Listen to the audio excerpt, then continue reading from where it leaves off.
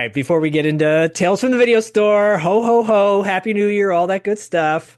I'm just really quickly before we went on the air, Corey and David Irons and I were talking about Paul Stanley and my love of Paul Stanley because I love Paul Stanley so much. Because everything turns into a kiss lesson. I was in San Francisco in like 1994 or 95, and Kiss was this was at a time when Kiss was not, they hadn't put their makeup back on. They were this was before MTV Unplugged, when they kind of made their big comeback, and they were doing these things called Kiss conventions, which was a 12-hour convention where the last like 2 hours, no, 8 hours, last 8 hours of the convention, they would come and perform acoustically with the members of the band at that time, which were Gene Simmons, Paul Stanley, Bruce Kulick, and Eric Singer, I think. Yeah, Eric Singer on drums. Anyways, this is before Ace Frehley came back and Peter Criss, the Catman and the Space Ace. And 6 hours of the whole thing were like cover bands playing Kiss songs, Kiss merchandise, Kisstery, and all this stuff, and basically people sitting around waiting for Kiss to show up, right? Meanwhile, the Gay Pride Parade, first annual in San Francisco, was taking place. So you had all these people crashing the Kiss convention with like gay pride stuff, like full on wild outfits. And it was great. Anyways, Kiss shows up at the last 2 hours. They do their Kiss concert. People are throwing out songs and like, oh yeah, I love that song. Or, oh yeah, I haven't done that song in forever. They would remember some songs, some they wouldn't. And then they sign autographs at the end. And I'm in line with my buddy Ray, and there's a guy in front of us, and I'm imitating Paul Stanley the way I do. I'm like, come on, people, sing with me, sing. And this guy turns around and he goes, are you making fun of Paul Stanley? I go, no, I love Paul Stanley. He goes, because one time a guy made fun of Paul Stanley and I hit him right in the fucking face. And I'm like, whoa. No, I love Paul Stanley. He's like, so do I. His biceps are amazing. I go, I know. And I kept my mouth shut. Anyways, we're in line getting autographs, and then we get up to Paul Stanley and go, you are by far my favorite member of Kiss, and I'm a huge fan. Oh yeah. Oh yeah. Right. And I said, I saw you guys in Detroit when I was like, I don't know, 5 or 6 years old at Cobo Hall. He goes, oh yeah, Detroit's a great city. And I go, yeah, you guys are amazing. And you had the makeup on, and literally it was one of my first concerts I ever went to. And he's like, yeah, Detroit's a great city. I'm like, okay, moving on, moving on. Get to Gene Simmons, and my buddy Ray is like, he has his disposable camera, and he's like, please just take a picture of me and Gene. That's all I ever wanted. Just take a picture of Gene Simmons and I. It'll make my dreams come true, because he's like one of the biggest Kiss fans. Literally has like Kiss tattooed on his body, like his bicep is like the Kiss characters. And I go to take a picture of Gene Simmons with the camera, push the button, nothing happens. Push the button, nothing happens. Gene looks over at Ray and he goes, fire that guy. And I go, I don't know what's happening. It's not working. And I kept trying it. He's like, okay, well, we got to keep the line moving. Got to keep the line moving. So we leave, and I'm like, Ray, I'm so sorry. He's like, it's okay. Must not be working. And I go, well, let me try it one more time. And I take it out, click, it works. Of course. We're outside of the convention. And to this day, and then flash forward like 10, 15 years later, I'm doing a School of Rock concert with my students. And Gene Simmons' nephews are in my School of Rock class. And Gene Simmons shows up to the big performance and comes up to me at the end of the show. And he's like, that was really great what you did with the kids. Really impressed. They did a Ramones song, and I don't like the Ramones, but I like what they did with the Ramones song. And then he goes, do you want to take a picture with me? I go, yes, I do. And did you send it to Ray? I did. Of course I sent it to Ray. Ray say, fuck you. No, Ray went, Detroit's a great city. No. Anyways, Happy New Year. This, as of this recording, we are not in 2025 yet, but as the release date of this recording, it is 2025. And so we are going into the future. The future. Of Tales from the Video Store. It's the same old store, but different employees. Dustin is on a vacation and Sabbatical. a sabbatical, mental sabbatical from the craziness of life and $2 late fee. And Corey from Podcasting After Dark, my brother from another mother, is here. And David Irons, the horror writer who has more books than I think H.P. Lovecraft ever even dreamt of. Right? Probably. I'd agree with that at this Yeah. moment in time. And there's more coming. There's always more coming. Oh, I mean, so Thank you for having me back in the video store. I appreciate it. yeah, well, you got kicked out last time because you were trying to take a couple extra red vines, and I said, no, only one red vine. We used to have red vines in the front of our video store on the counter, and it was you just open it up and you stick your hand in there and you take as many out as you want. It was It's just disgusting. so gross. It's So just so gross, isn't it? And they were a quarter each, I think. They were a quarter each. It's funny. We had packets of lube at our video store that you could buy. Wait, what? What? Seriously? Yeah, it's like this. Like they were like I think they were called like wet or something like that. I don't know. You Yes. know, but they were kind of yeah. You could buy these little packets and yeah. But actually, our big seller was those oft-brand the dick hardening things. What are they called? Pills. Viagra? Yeah. The off-brand Viagra. Oh, like extends. Yeah. But these were like the truck stop version, and they actually had to recall them because I think they were like too potent or something. But they sold like crazy. I'm sure they did. I tried one once, and it was a horrible experience because I did the whole thing, and like it was like I could break a board, a piece of wood over it, but not in a good way. I was like, oh, make it go away. Turn it off. Turn it off. Turn it off.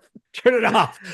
It's funny. Like, I think our generation, well, or just Corey, you having wet on your counter, and now going into every store that has hand sanitizer at every counter, it makes you think about that probably. Yeah, how doesn't far it? we've come, or fallen, We or spoke come. briefly CUM. before. Zach, we this is rated R, right? we can be vulgar here. It is now. It is now. Now it's earned the E rating. What were you gonna say, We, David? In the when we was talking before about I can't remember which video store. The video store I used to work at, Store Yeah. Video, and I think I've mentioned Yeah. another one called Video Terrific. And that place that used to have a big like barrel of popcorn at the front, and everyone could just go down there and take a hand under Corey your face. Ugh. Exactly. God. And everyone could have you could like scoop a bucket out and buy a bucket of popcorn from a huge bucket of popcorn. Or people just walked up to it all day and just taking handfuls of it. And that thing, even as a kid, I took one look at it. I was like, no, I don't want that. I just don't want that. No, you're like not like these. No, not like that. Not like that. Are we in agreement that like bagged popcorn, like bagged buttered popcorn, is just bad? It's just wrong. Some people love it. Like some people really do love it. I'm not a fan. Like pre-made, right? Like it's Yeah, pre-made and sealed. Yeah, unless you're at like a farmer's place, and it's kettle corn. I don't want like any pre-made and sealed popcorn. Do you guys get toffee popcorn? Is that a thing? Yeah. That's Yeah. good. Yeah. That from a packet is kind of fine. It's Yes. acceptable. Yeah, I agree. When it has like sugar around it to make it kind of It has to hard. be like caramelized or like something. toffee. Yeah, exactly. Yep. Yeah, that's I feel that's fine. But when you go for like regular popcorn from a bag, it's like this sucks. Yeah. This is pointless. What are your guys? We don't have those scream things, and I call them scream things because that's where I know them from. Like the silver things with the handle you can put on the stove. Oh yeah. Jiffy What Pop. about like Jiffy Pop? Yeah, we don't have those things. That's not a thing here. You Well, know I wish what? it was. You know what, David? I just realized, and I might have to. I will send it to you. I have a Scream Jiffy Pop, a promo item from back in 19. You need to send that to Yeah, me. I will You be need sending to that to send you. it. I'll take a picture of it first. David's eyes just got big, and he's like, "You need to send that to me." You do. You really I do. So I remember when the Scream 1 came out and Wes Craven was at the Fangoria convention promoting it, and they gave out Scream hats, which I still have. It's so faded. It's like faded brown. You know when black hats are in the sun too long? but it says like it says Scream on the front with the font of the hat, and on the back it says "Make your last breath count." And I just thought it was so cool.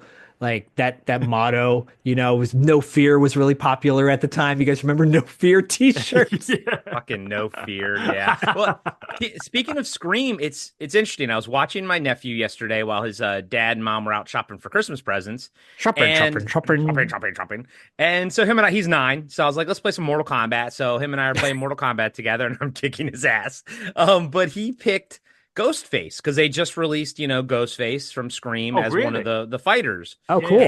And like, obviously he's never seen Scream, but he knows who Ghostface is, and because he plays Dying Light with his dad, and that's like they licensed out Ghostface to Dying Light as well. Okay. And like in Mortal Kombat, they really beef up the fact that there's multiple people. Like some of your moves call in like another Scream person, like another Ghostface will come in. And I was like, oh, it's because he's got my nephew's like, oh, I know there's multiple Ghostface, and I'm like, it's so weird that like so much about this property. He knows about, he knows about Michael Myers, he knows about Jason Voorhees, but he's never seen any of these movies. But it's such a part of pop culture now, these horror icons. And it kind of just makes me think about like, when we were growing up, kind of tying this back to like the 80s and everything.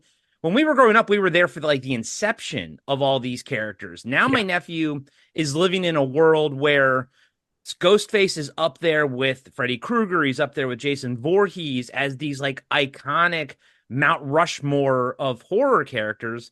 And he's never even seen any of the actual movies that these characters are based on. It's just interesting to me how much they permeate pop culture like that. I think the one that's kind of lacking from pop culture, what kids don't recognize the most is Freddy Krueger. Nowadays, the one. I think he's the one that's missing the most because no one watched the remake of Nightmare on Elm Street. It was terrible. There was no joy in that movie whatsoever. There was zero joy, and there was 0 point to that movie. There was no point. It was and the lead actress in it was terrible. Talk about sleeping. She just sleepwalked through the whole thing. She was bad, BAD bad. But not beautiful and delicious. Most definitely not. The kids, Freddy Krueger's the one because I met this girl and recently, like at the cat sanctuary, and she's 20. That sounds terrible, doesn't it? I love. Zach, I met this girl. It just gets worse. Girl at the cat sanctuary. No, but she's like 20 years old, and I was talking to her, and she goes, "Oh, I'm making masks. I like making masks and all this kind of stuff." And Did she say it like that? She's like, "I like making masks. I like making masks." She wants to go to the Stan Winston school. And I was like, you know who Stan Winston is? And I was like, oh, okay. And we started talking about this stuff. And exactly what you were saying, Corey. She knew who Ghostface was. She knew who Michael Myers was. Like, they're things that have been around recently. And I was showing her some of the masks that I've got, like pictures of them, because I customize loads of stuff. And did you see that Facebook post where I customized that crappy Freddy Krueger mask? And I put it up. Yeah. I showed her that, and she had no idea who it was. She's like, I don't know who that is. And she knew everyone else. And that really kind of struck a chord. And I thought, you probably don't, because there's been nothing genuine Elm Street related for a long time. Even that Friday the 13th remake, you could say that was a sequel, really. That would fit as a sequel. And it was a pretty good film. It was a pretty good film. Yeah, well, I agree. It makes me wonder, because all the characters that are kind of like surviving are all, first off, mask-based, Jason Voorhees, Ghostface, and Michael Myers, and Leatherface. Not to mention they've all had sort of recent-ish movies.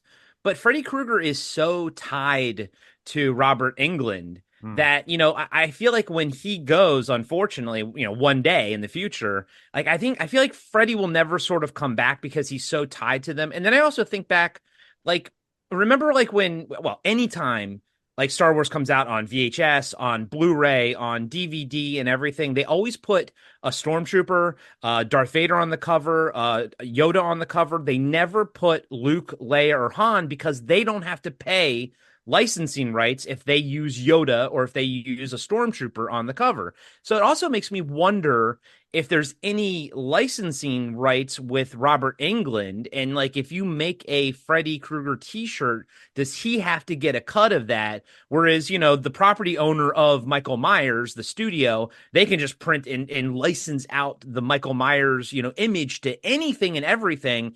And they don't have to pay Nick Castle. They don't have to pay any of the people that, came before it.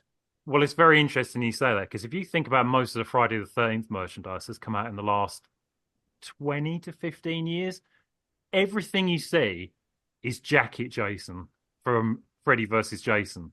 And it's Freddy versus Jason because he's wearing the jacket. It's the only one who wears the jacket. I got to push back. NECA over here puts out all the Jasons. Oh, yeah, but generic like a T-shirt. If you see a Friday the 13th T-shirt, like if you're at Target or Walmart or something, 100%. Yeah, like here we have HMV. Here we have HMV, and they have like the generic T-shirts and things. And every time you see one of those, it's always Jacket Jason from Freddy versus Jason. It's never the Kane Hodder Jason. It's never like the part 3 or the part 4. It's always Jacket Jason from Freddy versus Jason. Jacket Jason. It is Jacket Jason. It's the only time he wears the jacket, because then afterwards in the remake he wears the jacket again. Yeah. And then it just sticks. And I think that even when you see loads of fan art and stuff, it's always Jacket Jason. Yeah. And I think that point in time, that's when the internet came around, and those images of Jacket Jason were the images. If you Google Jason Voorhees, you get Jacket Jason immediately. And probably because of the time of it, when they were taking behind the scenes photos and promo stuff, there's just probably higher res images available, for that versus for the older ones, like you can get high res images of like part 2 or, stuff from the 80s, but you kind of have to dig a little deeper versus getting a high res image from something in the 2000s. Yeah, definitely. It's actually, this is nothing that I plan on talking about. No. It kind of is. Don't worry, we'll bring it back. It kind of does, because my question. Well, first of all, I hope your response to her when she didn't know who that iconic character was, you went me ouch, because you're at a cat's.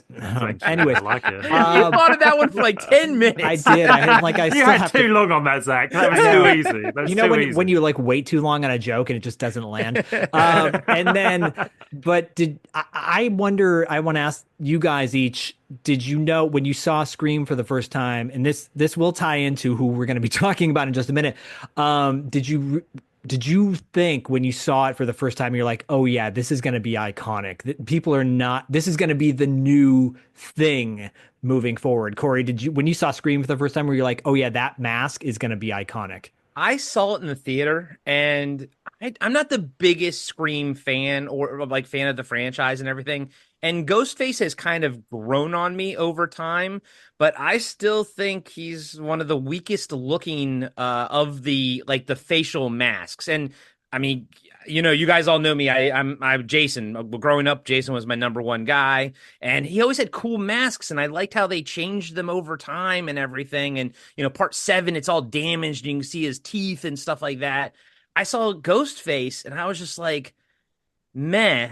And then at the same time, like I'm not a big fan of like 90s slashers either. It just felt kind of toned down. And then Zach coupled that with the fact that we saw like the gory images of it in Fangoria, like her boyfriend getting disemboweled. Yeah. And I'm like, oh, cool, this is going to be super violent. And they're like, no, we cut every frame except for one of you seeing his intestines come out. And I was just like, right from the get-go, I was so unimpressed with Scream, and I think that kind of answers your question. I never thought Scream was going to take hold like this. I never thought I Know What You Did Last Summer was going to have multiple sequels. Definitely not that Fuck thing. That give me a break. Yeah, terrible. So I'll put you down as a no, I guess. You could have just said no. David, how about you? I'll be completely honest. I was absolutely gutted for years that I'd missed all those original slashers at the cinema, because I came into it about 92, 93 when I was like buying VHS tapes, and the stuff that was around then, you had like Jason Goes to Hell and John Carpenter's In the Mouth of Madness, and that's kind of what horror turned into. And I wanted to see more of the high school stuff. So when I heard about Scream, I saw it in the Fangoria, the same thing you guys saw, and I saw it, and at first I was like, on the mask, and I wasn't 100%. But when I saw the film, it gave me that shot of seeing an 80s slasher in the cinema. It really did give me that shot in the arm for it. And I think I've mentioned this before, but I saw Wes Craven's New Nightmare 17 times in the cinema. And then I know. And then Scream, I saw it 12. And I loved it. I loved it. I love it now. I love it now. I can remember vividly seeing each of those films at the cinema, and it kind of went away.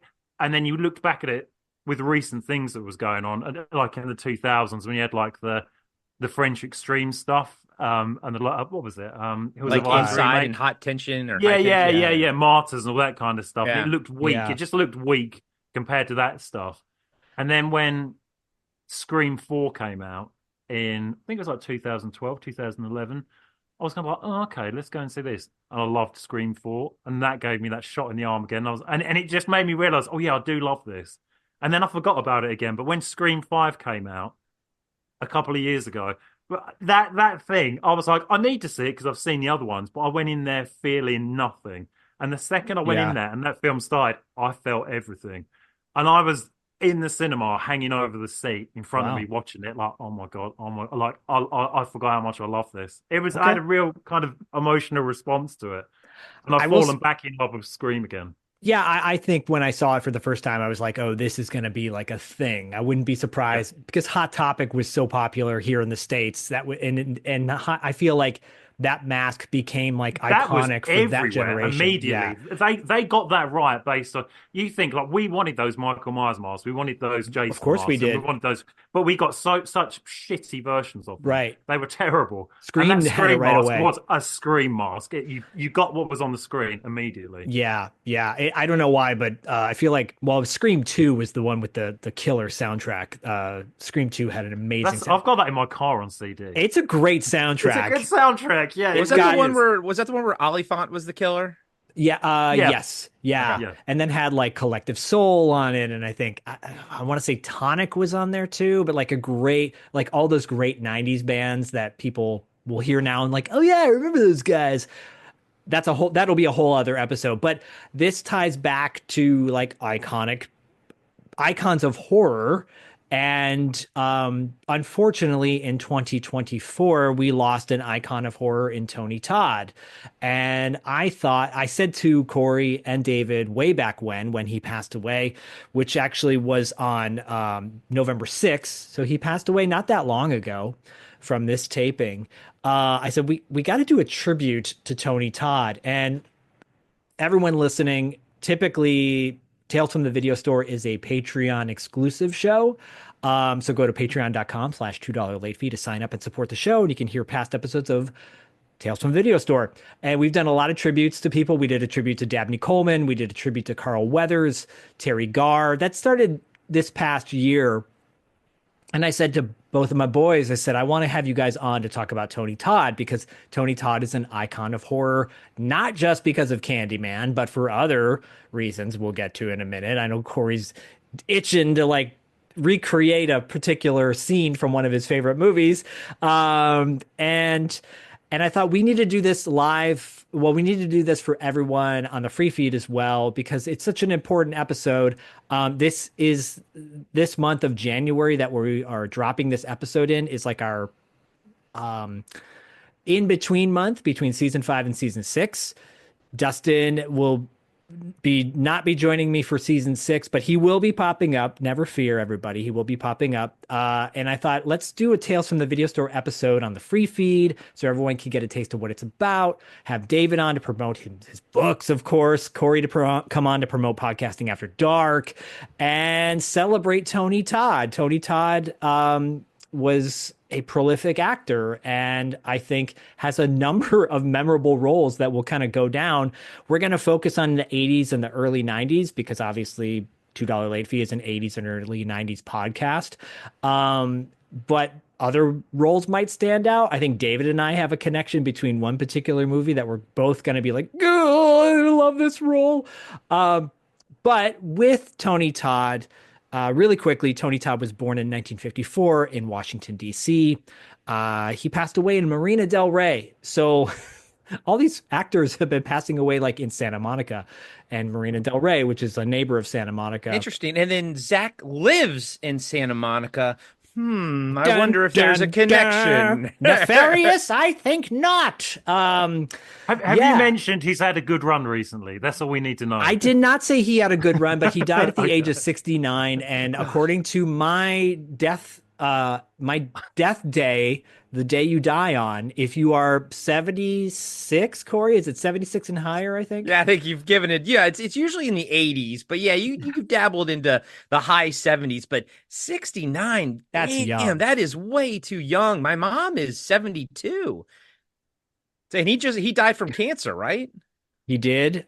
He kept it kind of quiet, I think, for a number of years. But I think people who went to conventions, they knew he wasn't doing that well. We follow obviously on Instagram. That's kind of where we live social media wise. And of course, everyone we follow are kind of like horror podcasts and stuff like that. And they'd always get pictures and signing and stuff. And yeah, you see over time, he was just kind of getting skinnier and skinnier and looking older. And I was like, oh man, how old is he? And you're like, yeah, at the time I was kind of thinking about he's like 68 or something. I'm like, Jesus, like you kind of like get the feeling of what's happening, even if they keep it quiet. Yeah. So sadly, he had a very great run. He had a very great run, but unfortunately it ended at 69. I'm digging myself in a hole, and I will not dig myself in that hole. I will not. I will not do it. I was just letting you go there, Zach. I was letting you go. I just wanted to see where you ended on that one. He's had an amazing career, and I'm sure people love him from very selective roles on television, movies, et cetera, et cetera. But I'm going to start like at his first role in the 80s, and we'll work our way up into the mid 90s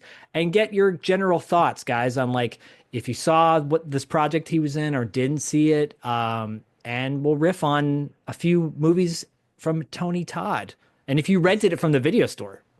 Well, Zach, as long as you bring up Cop Rock, we'll be good. Well, if this was TV Obscura, I'd bring up Cop I know, Rock. right? Or we'd be talking to Diallo about Kate and Allie, though. I mean, like, we will have Diallo on to talk about his love of Kate and Allie and our mutual love of Kate and Allie. Well, by the way, so Tony Todd was in 247 projects, which is insane. But he started out in 1980, I believe it was 86, when he had his first big screen movie. It was, of course, Platoon.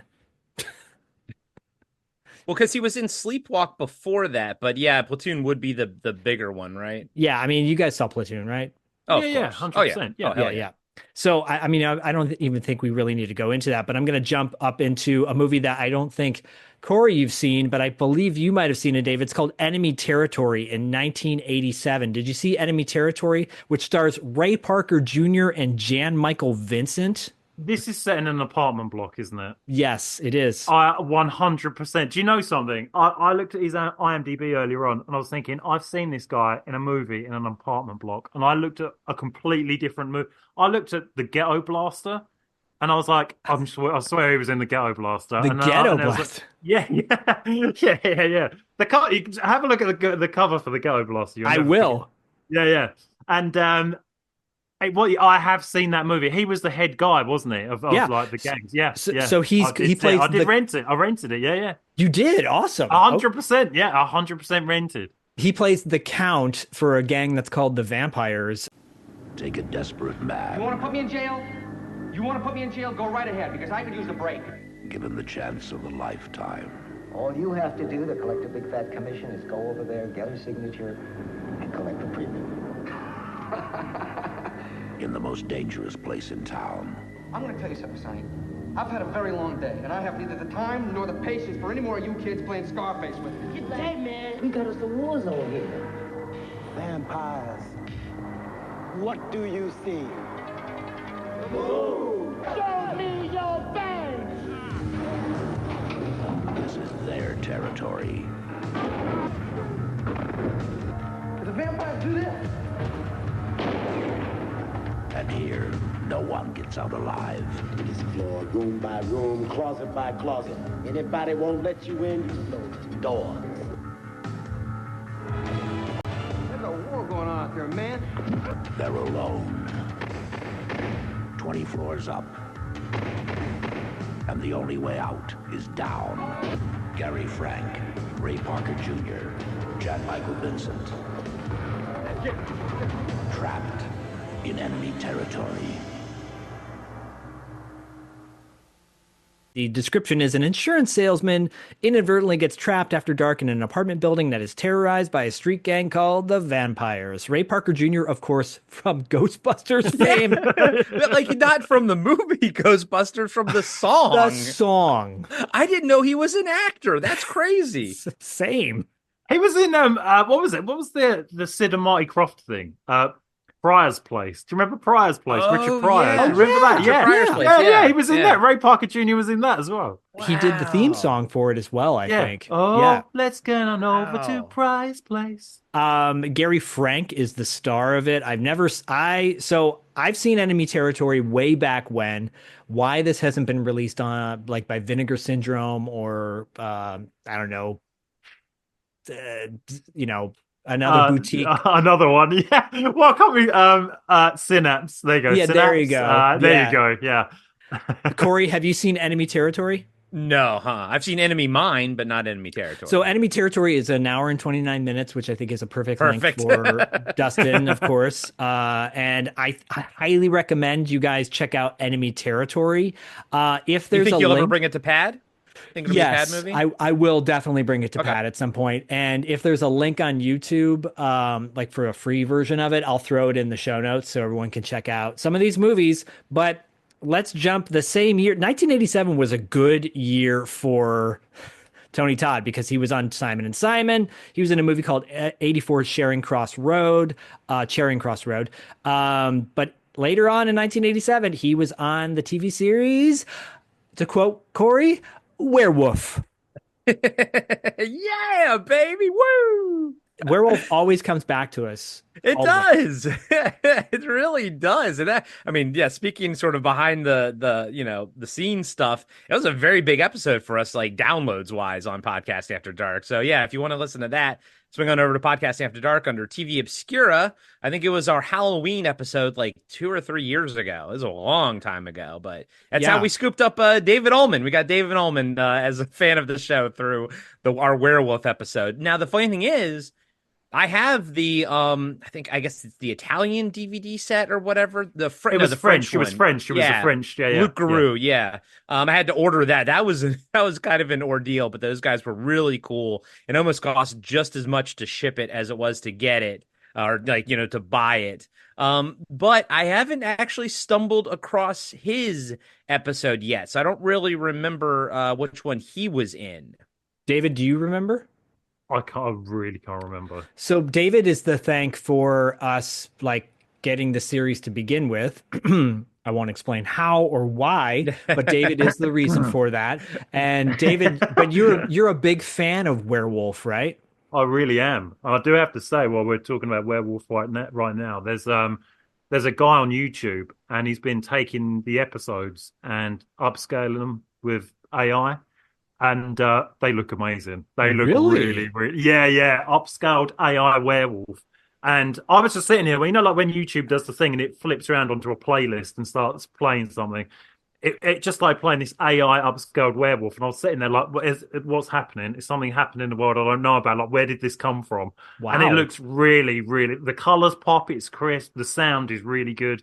So yeah, you can get that on YouTube now. So it's definitely worth checking that out. Baby. Okay, well, I'll drop some links that may end up becoming defunct. Some links. Now drop some links, yo.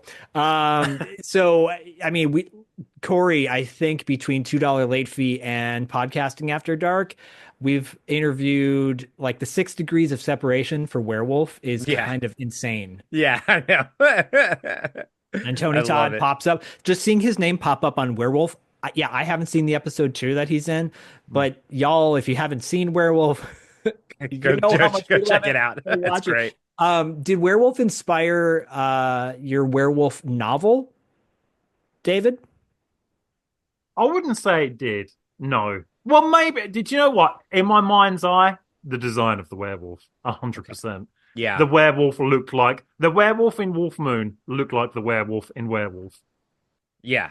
And I love that look, that sort of the long ears. The shaggy it's look. Similar to the Howling. Yeah. And Waxworks. And Waxworks and Bad Moon. But still, there's something about the werewolf in the show Werewolf that I can still tell. Like I can still tell it's not Waxworks. I can still tell it's not even just an image of that prosthetic. I would be able to tell that it's from that show because I think it was Rick Baker designed. Yeah, that. it's Rick Baker. Yeah, It's Rick Baker's. Baker. Yeah. Yeah. And did he also do the Waxworks one as well?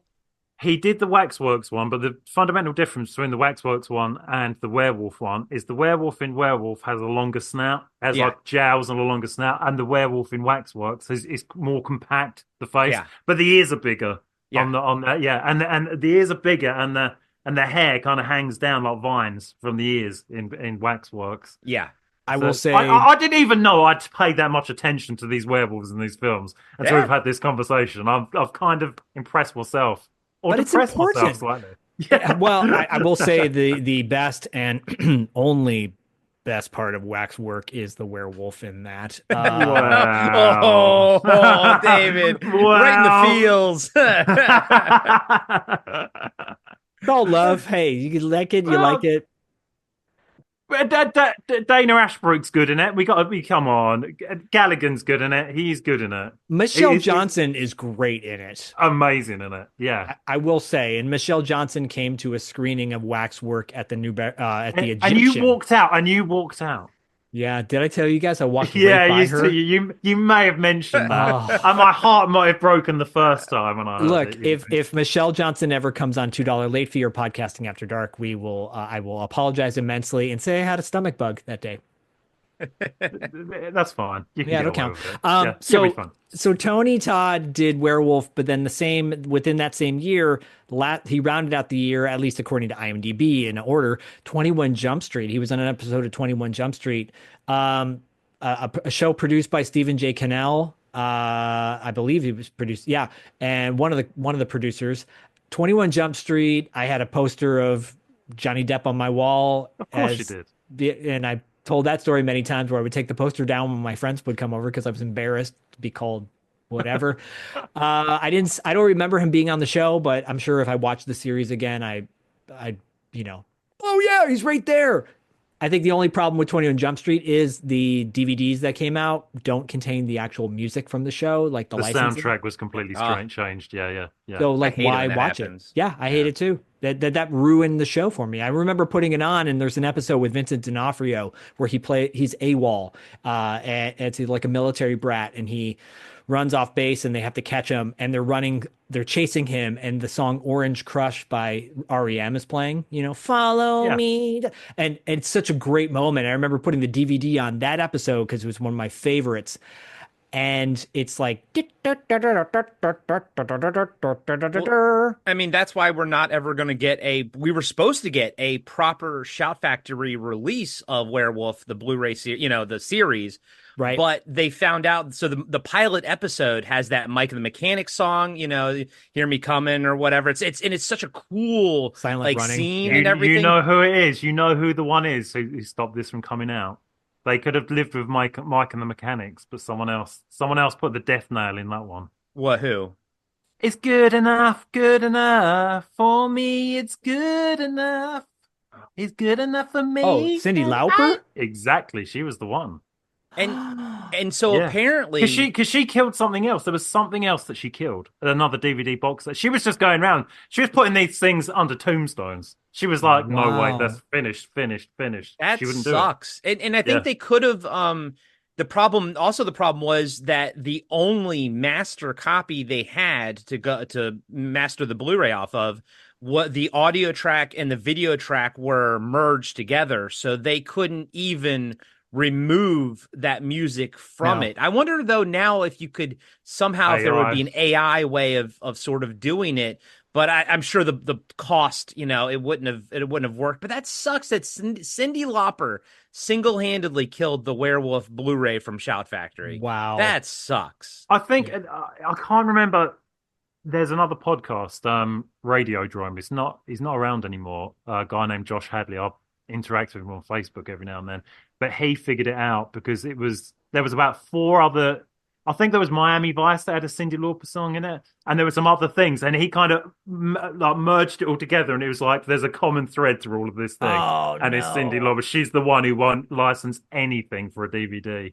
Such a Wow. bummer. Such a bummer. Yeah. I do have, I think before they pulled it and they changed the music, I think because they did that with Miami Vice as well. The Mill Miami Creek one Vice, that- yeah. but I have those original Universal Studio ones that they put out that had the music in. Thank the gods for that. But I'll tell you something I've been looking at, watch. I've never seen this before in my life until recently, and you guys are going to be like, what is he talking about?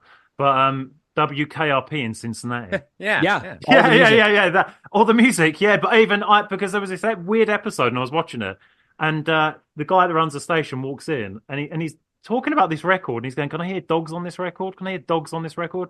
And I was sitting there watching it, like, "What the hell is he talking about? I really don't get it." And it bugged me, so I went and Googled it, and it's supposed to be a Pink Floyd song with dogs in the background, and they just couldn't get the rights. So it made this joke absolutely made no sense whatsoever. It was The just whole complete point. nonsensical. I don't get it. I was like, what? Why is he asking about the dogs in this song? Like, is it? Am I miss? Is this some weird American thing I don't get? Is this a culture thing? I don't get it. But no, it was a No, rights it's a rights thing. thing. I mean, again, that's why heavy metal took forever to get released on DVD. And Yeah, I remember- Fast Times at Ridgemont High and all Yep. that stuff. My stepdad back in the day was a massive heavy metal fan, and I remember when heavy metal finally came out on VHS, like it was such a big deal for him that he actually like bought. Remember when you buy them and they're new, they're like $90, back then. So like early '80s, but heavy metal. The soundtrack, I've had to buy that on cassette tape twice and CD like 2 or 3 times because I keep like losing it or something like that. But it is my favorite soundtrack of all time. Understood. It is great. It is amazing. Yeah. And you can't get it on Spotify. Like Nope. people will put it together, but like Nope. not all the songs, like some of the songs have to be a cover, but people like will make a playlist that is that, but it's not it's not the right songs or not the right version of the songs and No, stuff. they're lame. Do you know They're what like- someone said yeah. to me? Someone said to me 2 days ago. They said, "Who needs CDs? I've got Spotify." And I've never. Yeah, I heard that before too. The hands came up. I was just that moment of like, why are you here on this planet with us? Stop I've it. heard that quite a few times, or like, I'll bring up a movie to somebody and go, where's that streaming? And I'm like, my house, because it's not I'm gonna never mind. We're not gonna talk about streaming outside of that. That's a whole nother. But music, to stay on the music tip, and some of these titles I'm just gonna go through and list, and we won't necessarily discuss it. But he was in Colors, which has a great soundtrack, by the way. Bird. TV movie called Norman's Corner. I never saw, but Kate and Alley. If you guys have never seen the TV show, Kate and Alley, baby, one of the greatest theme songs of all time. The here in LA in Santa Monica at the Aero Theater, they did a their horror-thon that they do. They had Kate and Alley playing throughout a horror-thon night, and it was like, why are they showing Kate and Alley? You'll have to go to a horror-thon in Santa Monica. Both of you guys have to come to a horror-thon in Santa Monica with me at some point. The game We will. Yeah. 100% we will. And then he was in Lean on Me. I know he had a strong role in that in the late 80s, but then we're now getting back into TV again. He's in Night Court, MacGyver. Yeah. Like, I know you, Corey, love Night Court. I love Night Court. I think he's great. And it actually holds up. I watch it pretty frequently on Amazon. It's on Prime. You can just watch it. I watch it all the time. A lot of the jokes still hold up. It's Dan Fielding. John Larroquette is, as I gotten older and sort of watching it through new eyes, or older eyes, I should say, he's a comedic genius on that show.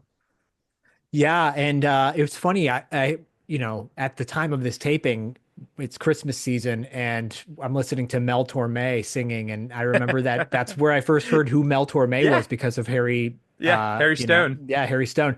And Harry, if you guys don't know, Harry Anderson was an amazing magician, and like legit magician, and he would do those tricks on the show and stuff like that. It was so great. Anyways, yeah. And of course, Marky Post.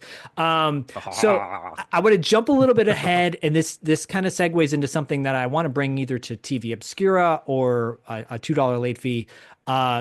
Tony was in a movie called Criminal Justice in 1989, which starred Forrest Whitaker, Anthony LaPaglia, Rosie Perez, Jennifer Grey, and it was an HBO movie. The plot line was it's like a trial movie, but HBO in the 80s, HBO movies were so good, like HBO thrillers. And this sets apart from being direct to video. Like HBO thrillers were, I brought this up on a previous episode of $2 Late Fee. Ed Harris was in a movie in the 80s, which was super solid. Another HBO, made for HBO movie. Made for HBO movies were so good in the 80s. Do you guys remember Criminal Justice at all? I don't remember it, but I can definitely agree with you on the fact that those HBO movies are really good. Like over here, we obviously didn't get HBO, but Yeah. we got the HBO movies on tape, and they'd have the HBO logo on the side of them. And when you Yeah. saw them, they always had like top tier stars in them. And even as a video, like a video rental, you could look at those things and be like, yeah, this is head and shoulders above like Watchers 4. Yeah. This is something special. Yeah, this is something on a whole different level compared to some of the other things that were floating around then. So I Yeah. get what you're saying, yeah, about the HBO movies. Really good. Corey, do you remember watching those HBO movies back in the day? I didn't have HBO and Cinemax growing up, so like only time I would see them is Cue if, the sad music. I know. Only time I would see them is if I was at like my friend's house or something like that, and that's not the kind of movie we would be watching. Oh, You know, you'd be watching cartoons, right? Cartoons. yes, wink, sure. wink. Japanese cartoons. Yes, wink, wink. With Oh. tentacles, wink, wink. For all you new listeners, and you're like, who's this Corey guy? And Who's this guy? check out Podcasting After Dark and our early episodes. You'll hear some of the hentai truth of Corey back in his hentai Or just day. go listen to Christmas Bloody Christmas. You'll see how sleazy I can get on that That's one. true. That's one of the newest episodes that we just dropped on Podcasting After Dark. Okay, so I'm going to jump ahead to 1990. We're getting in the 90s now. Oh, Criminal Justice came out in 1990, by the way. Sorry. Oh, wait, Zach, I did have a question. So with those HBO movies, did they ever come out on VHS in America, or Yes. did they just live? Okay, so they were sort of straight to VHS also as well. Yeah, they would come to like cable first, and then, oh, gosh, it was the episode we did with our tribute to Louis Gossett Jr. back in the day, because Louis Gossett Jr. did a Western with Anthony Edwards from ER and Revenge of the Nerds. Gotcha. And the movies would come out on HBO first and then come out to VHS. But so people like you who didn't have HBO could rent it. Losers. Loser. But it was like they were considered, I think they were up for Emmys because it was TV, but Okay.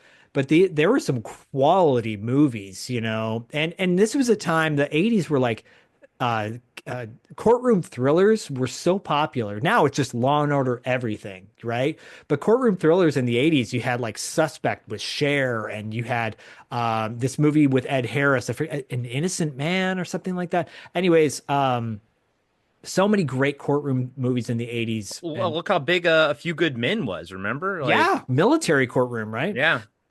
So Night of the Living Dead comes out in 1990. Is it safe to say, guys, this was the movie that put Tony Todd on the map? Yeah. Yeah, definitely. This is Yeah. where I discovered him. Yeah, me too. I was 12 when this came out. Me and my buddy Luke saw it at Alney 9 Cinemas. The same theater you saw it at theater. You saw it at theater. I saw in the theater. So we lived in a so small jealous. town, Yeah. the same town that Sean Whalen from People Under the Stairs grew up in, and he was Roach. He also would go to movies at Alney 9 Cinemas as well. He was quite a bit older than we were. I think he was actually already in Hollywood by the time we were in high school. But my buddy Luke and we used to see horror movies all the time. One of our moms would just buy the tickets. Someone at the ticket stand would just sign it, initial, and be like, that's fine. And they would let two 12-year-old boys just go see Night of the Living Dead. But because of that, I love that movie. Original is great, but I love the remake. That is my Night of the Living Dead. It's like probably one of the top 10 my favorite movies of all time. I watch it all the time. I had a massive, massive crush on Patricia Tallman growing up. I still kind of do. We got to interview her a couple years ago. She was just an absolute delight. We reviewed Night of the Living Dead on Podcast After Dark. But I will say this. The way Tony Todd makes a machine gun sound lives rent free in my head because he doesn't make a machine gun sound. He makes this like sound like the man has never heard a machine gun in his life, and yet he was in Platoon. Those were fake guns. Those weren't real. That's true. Yeah, he probably actually maybe never did. Safe to say better than, I mean, I know it's, I guess you can't compare, Whoa, but what are you going to say right now, Zach? What are better, you going to say? but is Night of the Living Dead better than the 3D remake that came out later Yeah, on? okay, yeah. Very good, very good. Nice save. David was about to punch Zach through the screen. I felt it. Felt it. He was streaming through me. David, what are your thoughts about Tony Todd and Night of the Living Dead? This film, I completely agree with Corey, is really special. I love it. I can remember hearing about it in Fangoria before it was being made, or just before it was about to be made.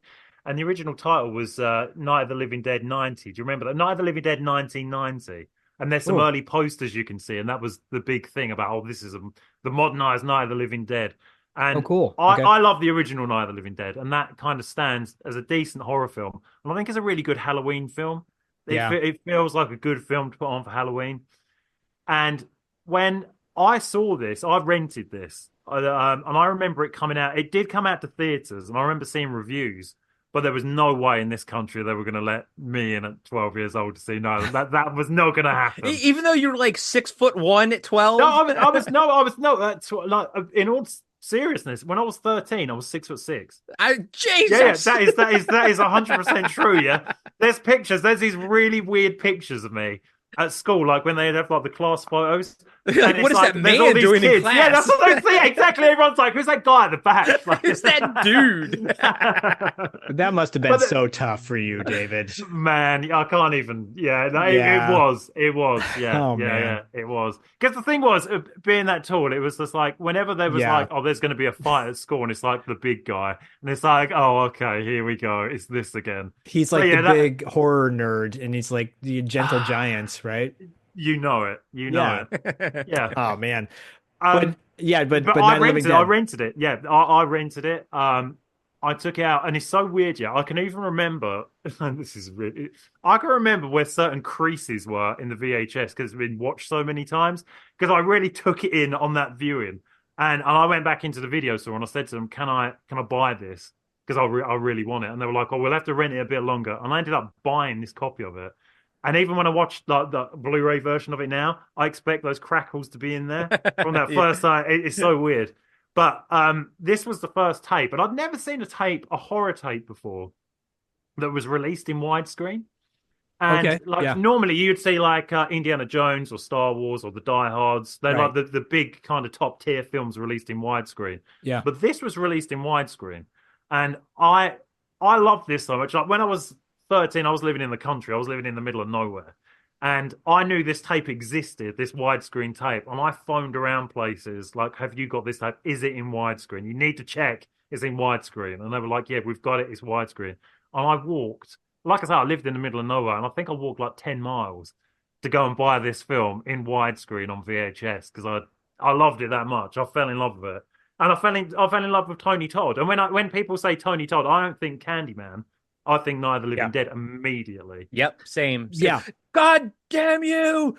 God damn all of you! I think, and we won't necessarily cover Candyman because I think it's such an iconic movie. People already know Candyman. They love Candyman. Candyman is just in the zeitgeist for everybody. So I don't necessarily want to cover that one. I want to cover some of the lesser known movies. But yeah, Night of the Living Dead, clearly he was the reason why I enjoyed that movie as much as I did. Patricia Tallman is good in it, of course, and I like her character turn as well, but Tony Todd is that movie. Without Tony Todd, that movie is not the same. And he brings, when you always get into that tricky situation when you remake a movie as to like with an iconic character, because the original 68, Dwayne, I forget his last name, Jones. but Dwayne Jones. Thank you, Dwayne Jones. Yeah. I mean, he's iconic as well. He's iconic. 1968. It's like you seeing a lead black actor in a horror film. That's kind of unheard of for American films. But then this comes out and you're like, well, this guy better do a damn good job. And he does. Like, it's not just damn good job, it's fantastic. And you're like, who is this guy? Oh, I've seen him on a bunch of things because I just listed 20 different things he was in. But then you get to this and you're like, well, no, I want to see this guy again. This is the guy I want to see on screen all the time. And he's so good in it. And it's funny, you bring up that memory about the widescreen version. The kids these days don't know what pan and scan is anymore because every TV is widescreen. Yeah. But in the 80s and 90s, y'all, like those of you that are too young to remember this, potentially if you're listening to this show or watching it, there was a time when a lot of people did not want widescreen. They're like, I don't want that bars on the top.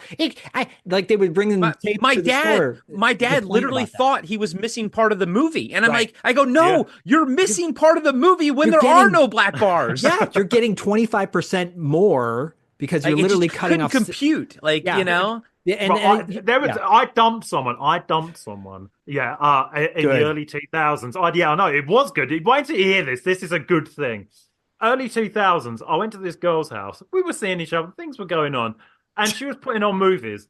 And I was sitting there watching the movies on this like square 4x3 TV, and I'm looking at these things. I'm like, there's something fundamentally wrong with these images. This looks terrible. And she was like, yeah, I know, but that's just the way things look on DVD. And I was like, I don't understand what you mean. Like, it should look really good. And she goes, yeah, but when you put it in there, it's got these stupid black bars at the top and the bottom. So I use the zoom feature and just zoom into the middle of the screen and scan. Yeah. and I watched 2 films around there, and I was like, I don't think I can be with you any longer. Like you're a Philistine. Please leave. It's just like, it's so bad.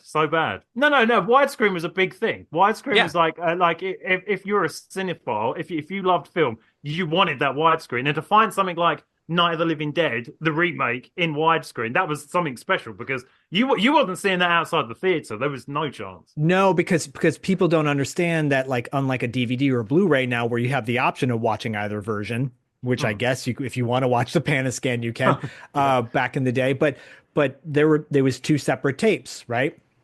Yeah. And so it cost X amount of dollars to produce those widescreen. If those the audience is so ignorant that they don't get it, those tapes are just going to sit there and no one's going to buy them. They would do it with blockbusters, like you said. You know, I remember 20th Century Fox would come out with their widescreen edition and the clamshell. Exactly, yeah. And so I believe like Roger Ebert and Siskel and Ebert might have dedicated an episode talking about the importance trying to of explain to people why it worked.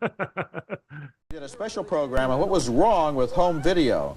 One of the things we hated the most was the way video cassettes chopped the sides off of widescreen movies. If they don't just chop down the middle, they use a process Gene mentioned called panning and scanning, where they pan back and forth across a widescreen picture in an attempt to always be showing the most interesting thing. And after a while, you do get seasick. You need a barf bag, and you miss the good stuff. This program was the first time on television that the letterboxing approach was explained and defended. We were in favor of showing the entire widescreen image by centering it on a TV screen. I think it was Scorsese produced like an actual documentary, like a PSA. I think Scorsese actually produced it and was like, we need to let people understand why these black bars are there. But David, have you been hearing the rumblings of I was going to bring it up to you. Yeah, we're actually going to get the Tom Savini director's cut of Night of the Living Dead. I mean, dude, I've been hearing about this pretty much since 1990, this fabled cut of this movie. And I'm just like, I can't believe we got the keep in HD, you know, Vinegar Syndrome just put that out. And now we're getting like Night of the Living Dead, this fabled cut, you know, I'm like, oh my God, we are truly listening. We're living in one, like in a lot of regards in horrible times, but for 1%, like our reality gets 1% right. And that's these boutique Blu-rays, you know? So do you know who's actually releasing this? Do you know what company's released it? It's Sony. So it's just there. So they see, they actually see a viable, you know, market for this. Hopefully it leads to more, but I thought that some of that footage was lost to time though. Maybe they found it. Have you seen the work print? Have you seen the work print? I've heard of the quote unquote fabled work print, but I'm not a big fan. Like, so when Zach and I, we talk about it all the time, but when Zach and I saw the Cabal cut in the theater, I hate those experiences. I hate when it's just this horrible unprocessed VHS footage put back into it. I get it. I understand it's great. I can see it. I don't like it. Yeah. Like I want it to be cleaned up. Yeah, I understand too. I'm just going to round out some of the last few movies of Tony Todd's career in the 90s. Before we get to one of my all-time favorite martial Zach, art action movies. Can I just say that it's sad that like I'm just looking on his IMDb and I'm like, I know Tony Todd. He's a movie star. After Night of the Living Dead, slew of TV. It's back to TV. Like, why didn't Night of the Living Dead propel him into movie stardom? Well, I think because it wasn't a huge hit. I think that movie didn't do well. It did well with a horror audience, but horror movies typically don't do well unless it is like you said earlier, Friday the 13th or Nightmare on Elm Street. But he did it's quote a TV movie. I love that it's called a TV movie, but it's straight to video. He did a movie called Sunset Heat, which I still have on VHS, by the way. And it's listen to this cast: Michael Pare, Adam Ant, Dennis Hopper, Charlie Schlatter, who was in 18 Again, who's a voice actor as well, Tracy Tweed, Shannon Tweed's sister, Little Richard, Luca Bercovici, who directed Ghoulies, right? Yeah. And also was, of course, in American Flyers. I think people will remember him from that. And, of course, Tony Todd. It is a thriller, if you will, after dark thriller. Yeah. It's really good, though. It's a really good thriller. That cast is 100% straight to video. It's amazing. That is shining straight to video, isn't it? He's gleaming. You can see heat waves coming off of it. It's so straight to video. Ooh, and the cover art is like, it's Michael Pare, Adam Ant, Dennis Hopper. And you're like, Adam Ant? Yeah. Hey, I've said, do you know what? I was watching The Equalizer the other day, and yeah, Adam Ant turned up in that as like a bad guy in it, and he was really good. He's really good. He's a good actor, just like Roger Daltrey was good in Highlander, the television series. I think that Adam Ant had a good run as an actor. He had a good run. I don't think this is the movie that led him to go, hospitalize himself for quite some time. You should never say had a good run when you're talking about a celebrity or a movie sorry. star. Take back. He's gone. He's finished. So R.I.P. Adam Ant. My first thought was, is Adam Ant alive? I don't have Dustin here with me. Dustin would be here with me, reeling me back in, like calling me to the mat on that. But you guys will let it lie and see what happens. Tomorrow he's dead.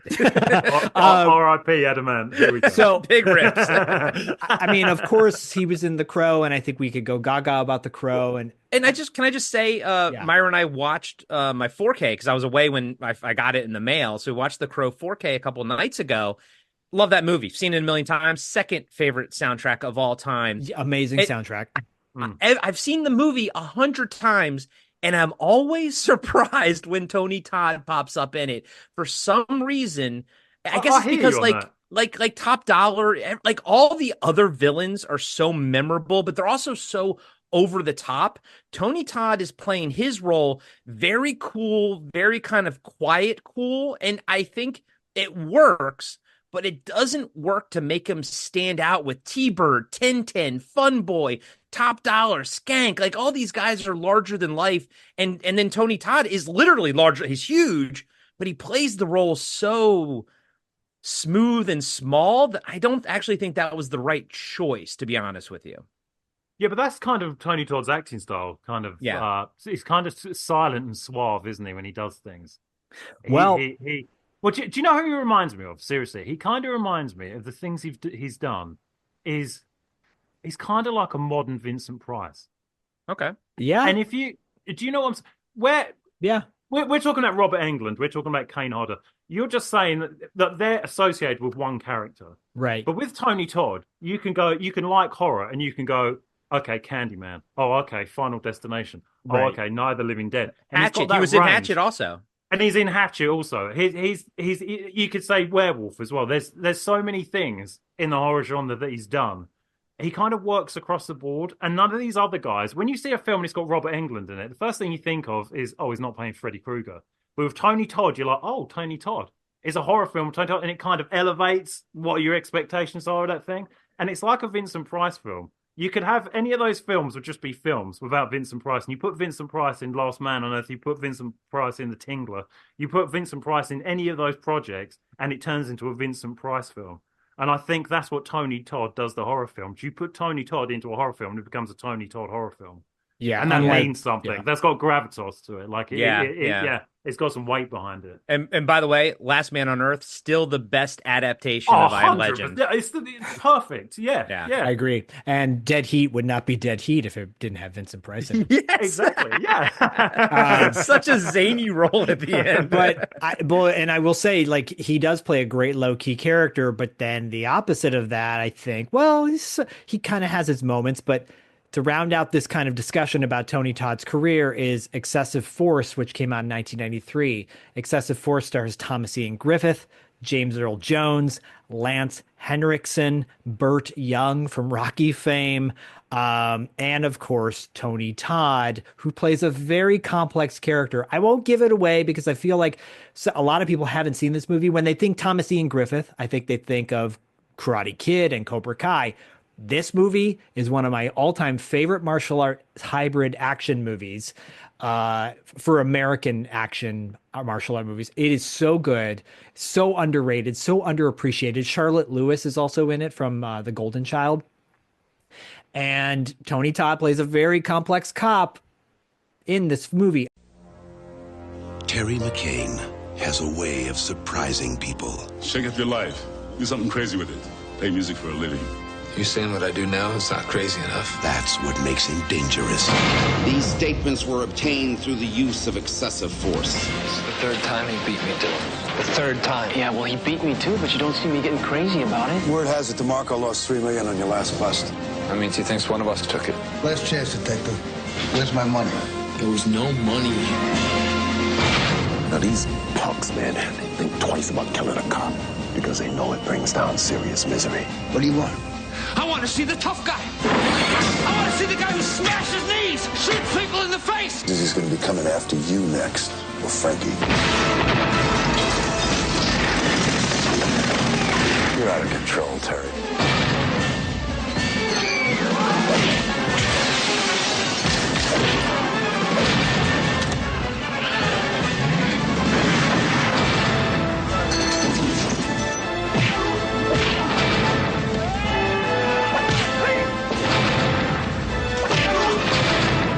Ian Griffith. Excessive Force. Die with a little dignity. Finally, the punishment fits the crime. I know, David, you've seen Excessive Force. You know Excessive Force, right? No? I don't know. I need to look at the cover. Let me look at the cover. Shocked. I was frantically trying to pull up the cover, and yeah. And I mean, 100%. I recognize this cover, and it's a New Line Cinema film. By the way, I look at this cover and I'm like, I know it has to be a New Line Cinema film. You can just tell from the cover. I've seen this. I've never seen it. I had this poster. Yeah. This poster was on my wall for many years. I've seen this. I rented this. Do you know what? It was one of those films. I rented it, and that was the last time I saw it. It's a terrible poster, and it's a terrible title underneath the name of the movie, or above the name of the movie, it says "You have the right to remain silent permanently," and it's so not more. Oh, that's so more Maniac Cop. That's Maniac Cop is "You have the right to remain silent forever." It's so much more than that. Yeah. What was the other one you said earlier on? But I said, it was the apartment building. What was the apartment building? Oh yeah. Oh gosh, rolling back. I keep thinking Ghetto Blaster. It's not Ghetto Blaster. Enemy territory. Well, so I mean, can we talk about if we saw Candyman in the theater though, real quick? Sure. I guess we're forgetting about Excessive Force. Whatever. No. Just my show. Just my fucking show, man. Sure. You never saw it. Go watch it, everybody. Tales from the Video Store. Go rent that. Fine. Candyman. I saw it in the theater. I saw it in the theater too. Whatever. I 100% did not see it in the theater. Yeah. I rented the thing. This show is off the rails, and okay, we all saw Candyman. Yay! Yeah, moving on back to Excessive Force. No, whatever, it's all good. I think at the end of this, at the end of all.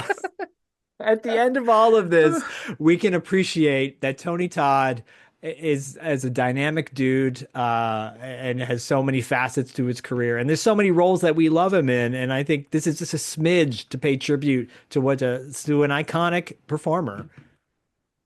Does Final Destination fall under Tales from the Video Store? Does it? What year was Final? Oh, it was 2000. I thought it was 99. I mean, look, Blockbuster still existed, and I think Mom and Pop Shop still existed. So sure, I guess. But if you want to talk about Final Destination, sure. Zach is so deflated right now. Like excessive force. I saw it once in '93. Like I saw it once. What can I say? See, Dustin lives on. Dustin lives on in the show.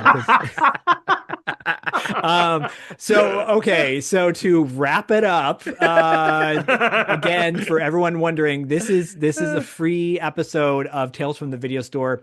Patreon exclusive people will receive another Tales from the Video Store later on this month, the month of January, and this is going to be a wacky month. We're releasing Legends of the Territories on Patreon, and there's going to be a free episode of that previewed to everybody on the free feed as well. Paul and I will talk about a particular wrestler from the territories. In this case, it'll be a tag team that I think no one who is mainstream has ever heard of.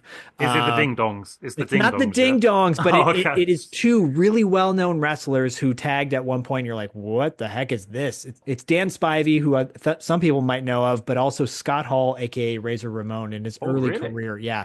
And so anyways, that's on Legends of the Territory. That's also a Patreon exclusive show. We got an interview coming up with Kevin Von Erich, who is the patriarch of the Von Erich family. And that was really wonderful. And of course, 80s Kids Unite is coming up this month. Corey and I are shaking it up a little bit because we're going to have, of course, Diallo on with us. But Tim from Talking Back is going to come back on the show to talk about our topic. And John Toma, who is that 80s dude on Instagram, who's got a huge following.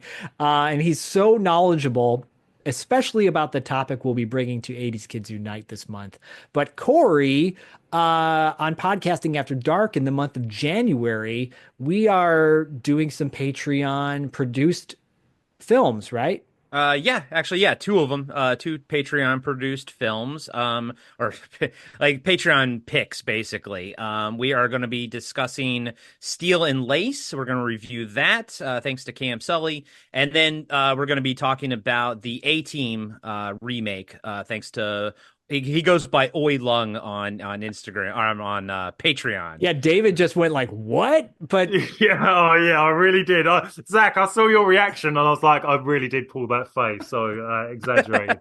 Do you like Steel and Lace, I felt the face and your reaction. I was like, yeah, that said everything. Do you like Steel and Lace? I rented it back in 1992. I don't know.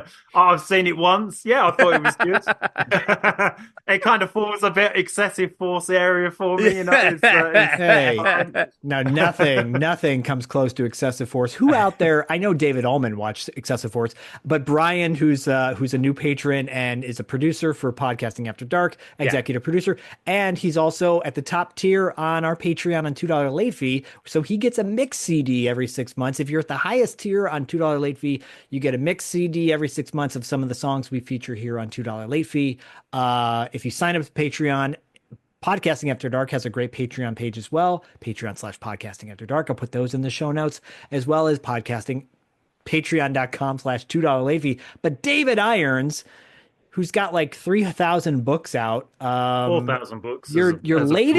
Your latest book is. Do you want to mention that? I don't know if you want to mention that latest book. I'm not sure if I do. You don't want to mention that one. That cover, buddy. That cover. that whole thing is. Do you know something? That sold so well. That is for a specific audience, and that audience is far bigger than I thought it would be. Well, as Eric Bischoff would say, controversy creates cash for wrestling. Baby, you know it, and that is 100% true.